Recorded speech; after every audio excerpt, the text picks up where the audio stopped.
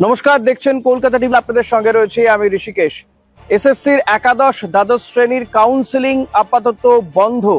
আপাতত বন্ধ রাখারই নির্দেশ দিয়েছে এসএসসি। স্কুল সার্ভিস কমিশন জানিয়ে দিয়েছে আপাতত এই কাউন্সিলিং প্রক্রিয়া বন্ধ রয়েছে। 26,000 চাকরি বাতিলের পরে এই কাউন্সিলিং নিয়ে একটা আশঙ্কা দেখা দিয়েছিল এবং শেষমেশ সেই আশঙ্কাই সত্যি হলো।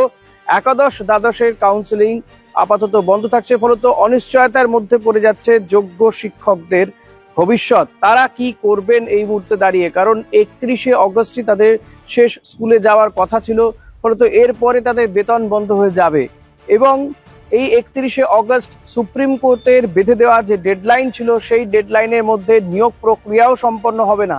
সব মিলিয়ে কিন্তু আবারও এই শিক্ষক নিয়োগ নিয়ে বড়সড় ধোঁয়াশা রাজ্যে দেখা গেল, বড়সড় আশঙ্কার মেঘ দেখা গেল।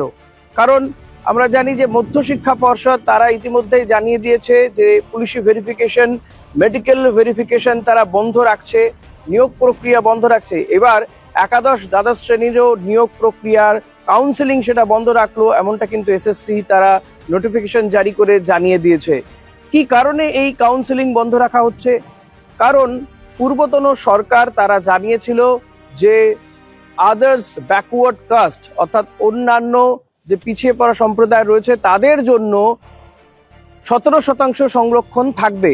কিন্তু বিজেপি সরকার আসার পরে অর্থাৎ সরকারের বদল হওয়ার পরে এই রাজ্যে তারা নতুন করে নিয়ম বার করেছে এবং এক্ষেত্রে এই ওবিসি সংরক্ষণের ক্ষেত্রে 10% সংরক্ষণ বাদ দিয়ে মাত্র 7% সংরক্ষণ করেছে। ফলত এই 7% সংরক্ষণ হয়ে যাওয়াতে এই সংরক্ষণের যে নতুন নিয়ম সেই নতুন নিয়মের জন্য কিন্তু নিয়োগ প্রক্রিয়ায় একটা জটিলতা দেখা দিয়েছে। এসএসসি তাহলে কি করবে? 17% সংরক্ষণের তারা তো নোটিফিকেশন জারি করেছিল, সেই মতন নানান কাজ শুরু হয়ে গিয়েছিল, পরীক্ষা হয়ে যাওয়ার পরে নিয়োগ চলছিল, কাউন্সিলিং পর্যন্ত শুরু হয়ে যাবে এমনটা কিন্তু জানা গিয়েছিল, কিন্তু শেষমেশ আপাতত স্থগিত রাখা একাদশ দ্বাদশের কাউন্সিলিং। ফলত নতুন নিয়ম নিয়ে এবং এই যে জটিলতা তৈরি হলো, ডেডলাইন 31শে অগস্টের মধ্যে নিয়োগ প্রক্রিয়া শেষ হবে না, তা নিয়ে আইনি পরামর্শ নিতে শুরু করেছে স্কুল সার্ভিস কমিশন। কারণ তারা এই বিষয়টি সুপ্রিম কোর্টকে জানাবে যে কোনোভাবেই 31শে অগস্টের মধ্যে এই নিয়োগ প্রক্রিয়া সম্পন্ন হওয়া সম্ভব নয়।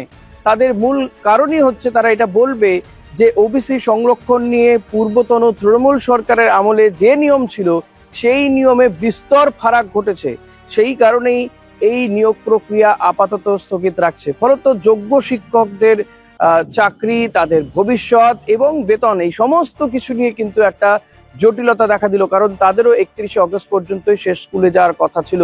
অনেক টালবাহানার পরে 26,000 চাকরি বাতিল হয়ে যাওয়ার পরে নতুন করে বিজ্ঞপ্তি জারি হয়, পরীক্ষা দেওয়া হয়, তারপরে আবার নিয়োগ প্রক্রিয়া শুরু হয়েছিল। কিন্তু কোথাও গিয়ে দেখা গেল যে বছর ঘুরলেও, সরকার পরিবর্তন হলেও শিক্ষক শিক্ষিকাদের, এ রাজ্যের যে শিক্ষক শিক্ষিকা তাদের ভাগ্য পরিবর্তন হলো না কোনোভাবেই।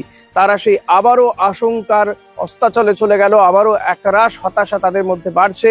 আবারও কি তারা বৃহত্তর আন্দোলনের পথে হাঁটবে, নাকি সরকার এক্ষেত্রে পরিত্রাতা রূপে দেখা দেবে, নতুন কোনো পন্থা বেরিয়ে আসবে? আইনি পরামর্শ নিচ্ছে সরকার বা এসএসসি স্কুল সার্ভিস কমিশন, তারা আইনি পরামর্শ নিচ্ছে।